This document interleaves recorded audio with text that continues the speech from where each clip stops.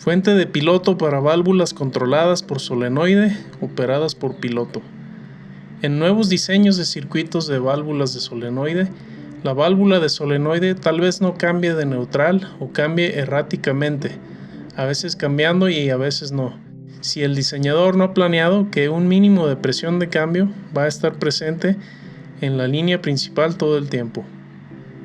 Bajo estas circunstancias, la válvula de solenoide de piloto puede desplazarse y su impacto puede escucharse, pero el carrete principal no va a desplazarse y no se puede desplazar con la desactivación manual.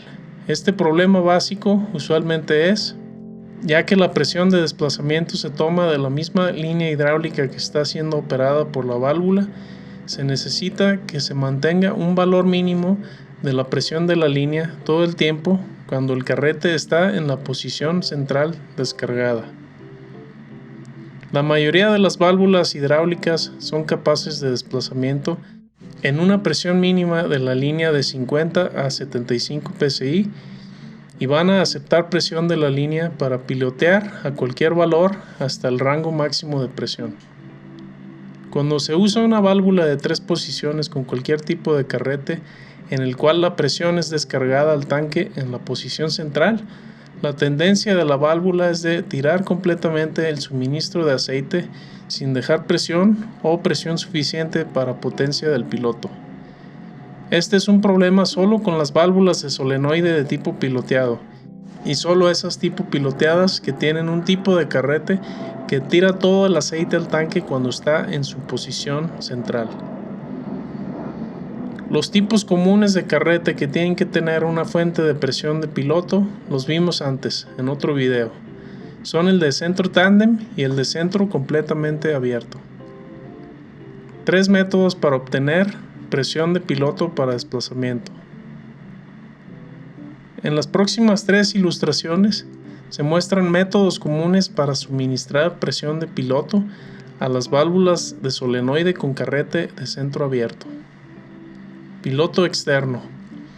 En sistemas que usan una válvula de solenoide de 1/4 de pulgada o más grande, o los que fluyen a más de 25 a 35 galones por minuto, el método preferido es obtener la presión de piloto de una bomba pequeña auxiliar que jale el aceite del tanque que suministra al sistema principal y que lo descargue ahí mismo.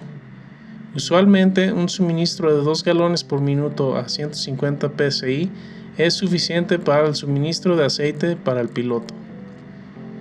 Otros métodos, como en las ilustraciones siguientes, en el cual un restrictor es insertado a la línea principal de flujo, deben ser evitados en altos flujos debido a la alta generación de calor y pérdida de potencia. En esta ilustración, el flujo de aceite a través de los puertos principales se muestra en líneas gruesas, el flujo de aceite del piloto en líneas delgadas.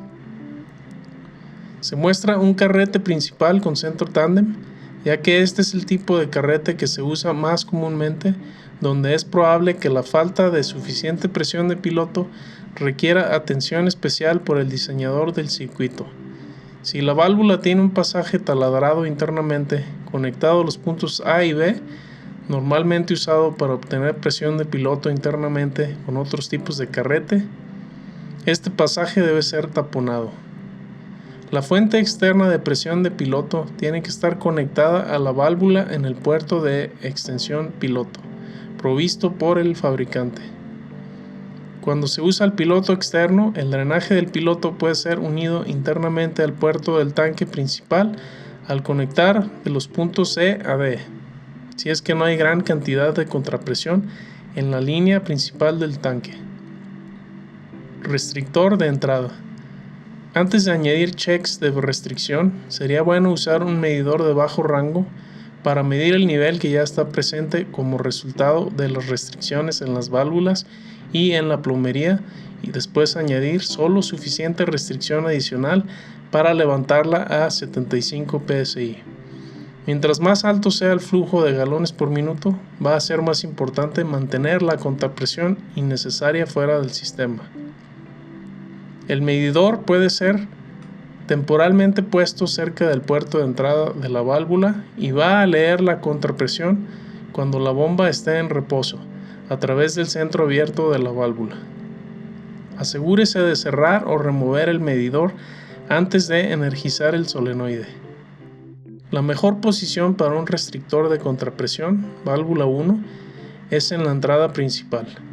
El pasaje taladrado internamente, normalmente uniendo los puntos A y B, tiene que ser taponado adentro de la válvula y una línea que corra desde el puerto extensión piloto de la válvula a un puerto más adelante del restrictor, válvula 1. El drenaje de piloto puede ser conectado internamente al puerto del tanque principal al unir los puntos C y D adentro o afuera de la válvula. Sin embargo, si hay contrapresión apreciable en la línea del tanque, el drenaje de piloto debe correr separado al tanque. El restrictor válvula 1 debe ser acomodado para que sus ajustes no puedan ser cambiados fácilmente. Debe ser una válvula de alivio de acción directa de bajo rango o una válvula check de resorte grueso, a veces un orificio fijo o variable. Restrictor de salida. Un aparato de restricción de flujo, válvula 2, puede ser puesto en el retorno al tanque y debe ser ajustado para obtener 75 psi en la entrada de la válvula con el carrete centrado. Sin embargo, el flujo varía mientras el cilindro se extiende y se retrae. La presión del piloto generada también va a variar, a veces mucho. Importante: cuando se use un restrictor en la salida de la válvula, es imperativo que el drenaje de piloto no sea unido internamente en los puntos C y D. Debe correr externamente al tanque o ser conectado hacia el lado de corriente hacia abajo de la válvula 2. El restrictor de entrada de la ilustración anterior se considera un método superior al de restrictor de salida en la mayoría de los circuitos.